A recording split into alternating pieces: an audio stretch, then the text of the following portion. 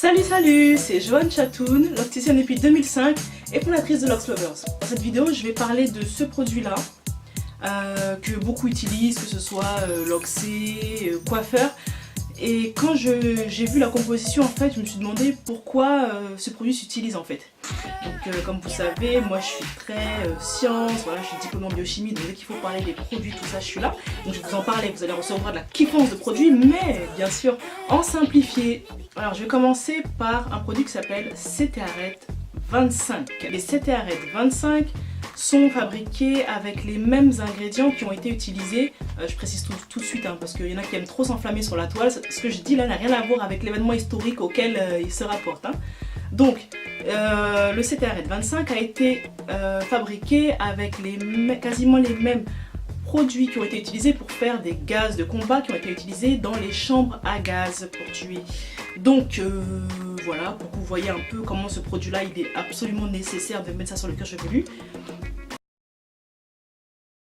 Alors, il y a ensuite Polyquaterium 46. Les polyquats sont non biodégradables, donc ça veut dire qu'ils ne sont pas éliminés par la nature et pas éliminés aussi par nous-mêmes. Donc le corps, ça reste dans le corps et c'est ce qui provoque aussi des irritations.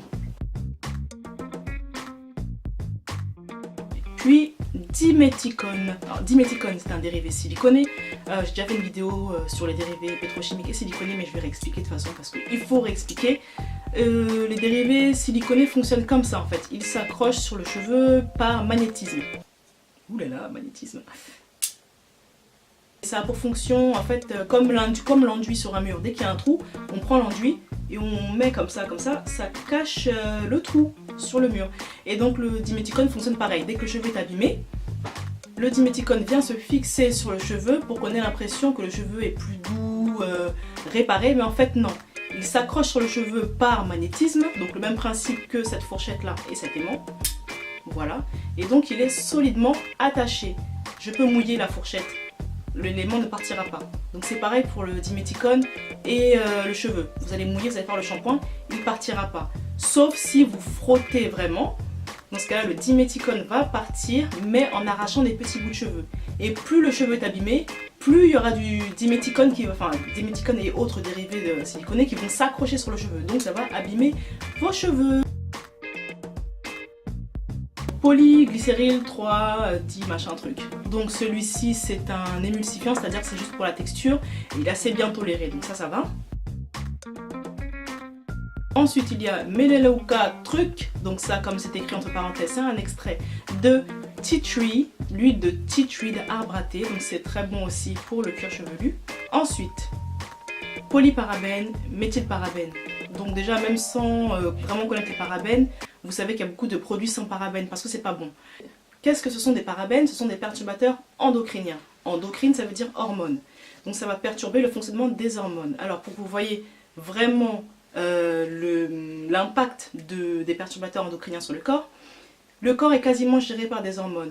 Hormones de croissance, donc la croissance est gérée par les hormones, la sexualité par des hormones, le sommeil par des hormones, la régulation du taux de sucre dans le sang, l'insuline, tout ça c'est une hormone, la satiété, le fait d'être calé ou pas quand on mange, c'est une hormone, les humeurs, c'est les hormones, le cycle ovarien, c'est une hormone, voilà, donc ces genres de produits vont perturber le fonctionnement de tout ça en fait. La prise de poids aussi, la prise de poids, la perte de poids, la température corporelle, tout ça c'est des hormones. Donc, pourquoi aller perturber son corps quoi, je sais pas, enfin bref. Benzylalcool, c'est un conservateur qui est aussi toléré dans les produits bio, certains. Donc il est quand même assez bien toléré par le corps. Ensuite, méthylchloroisothiazolinone et méthylisothiazolinone. Alors celui-ci, ces deux-là même, ils sont très drôles, je dirais des barres de rire avec Samantha de Nappy Party. D'ailleurs, allez voir son blog nappyparty.blogspot qui est top. Ces deux produits-là, en fait, ce sont des conservateurs qui étaient utilisés avant dans les produits et qui ont été interdits en Europe dans les années 80. Pourquoi ?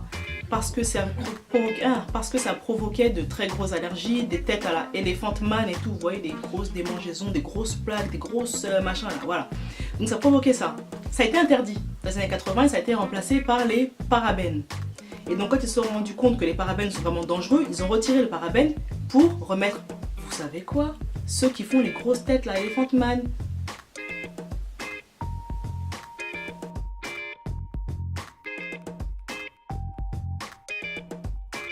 Alors qu'est-ce qui reste comme ingrédient? La glycérine, c'est naturel et en plus ça maintient l'hydratation. Et puis le dernier, de l'eau. Et donc au final, qu'est-ce qui reste de bon dans ce produit? La glycérine, l'huile de tea tree et de l'eau. Et ben sérieux, achète un Vapo et mets ça dedans, c'est tout.